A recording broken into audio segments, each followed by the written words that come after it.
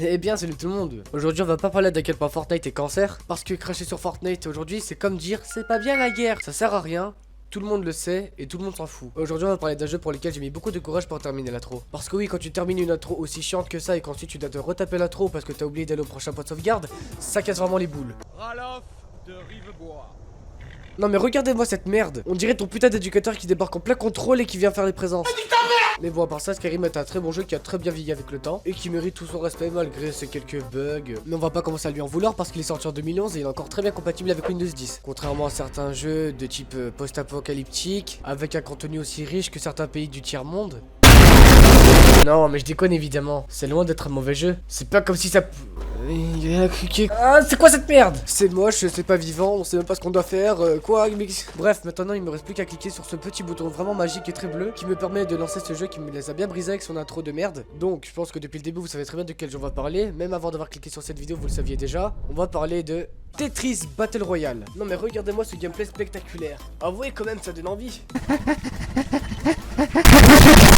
Bref, après avoir terminé cette intro ultra chiante, je vais relancer toute une progression sur le jeu rien que pour vous. Faites un don de 1000 € sur ma chaîne Twitch. Bref, on commence en plus grand et calme dans un chariot avec un blond aux yeux bleus, un Darkemo Sasuke et un gitan des campagnes. Nous 4 destinés à nous faire exécuter. Non mais je précise parce que quand je vois à quel point ils sont détendus, je commence à me poser beaucoup de questions. Eh, sale juif? Oui.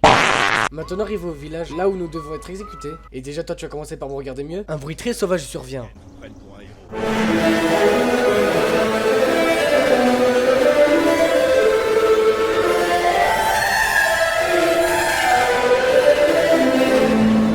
Qu'est-ce que c'était que ça? C'est rien, continuez. Pour l'amour de Talos, taisez-vous et Fermez vos putains de gueules. Parce que vous allez pas commencer à me dire que le dragon il est venu comme de par hasard au moment où j'allais me faire couper la tête. Ilyes, t'en penses quoi toi?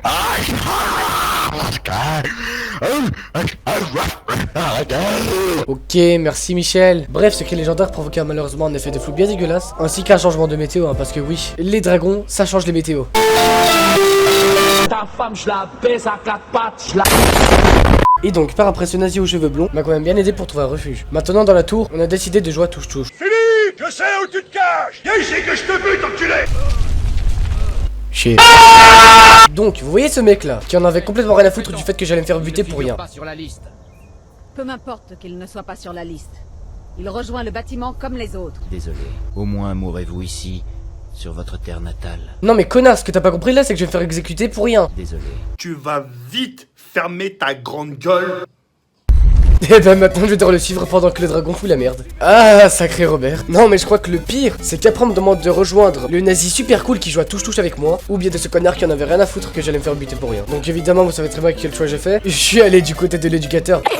Ah parce que oui, il est vachement sympa ce mec. Mais je pense qu'être un nazi c'est super cool quand même, non? Je devrais essayer. Bref, vous avez sûrement compris, j'ai décidé de suivre la voie de l'allemand, ce qui me mena dans un manoir historique, légendaire, réputé pour avoir tenu plus de 500 siècles. C'est complètement faux, c'est juste un refuge random. Bref, ensuite pour résumer, je dépouille des cadavres, je vole parce que je suis arabe, je tue des chevaliers pas très gentils, je tue un ours pour offenser les véganes, j'ouvre des cages pour encore dépouiller des gens. Puis je continue ma randonnée jusqu'à arriver à la sortie de la grotte. Mais Alan Akbar n'est pas prêt de s'imaginer ce qui l'attend. Une grande aventure à la quête unique qui est celle du nazisme. Il devra parcourir le monde, affronter de terribles dangers, exporter des juifs, se faire des amis peut-être.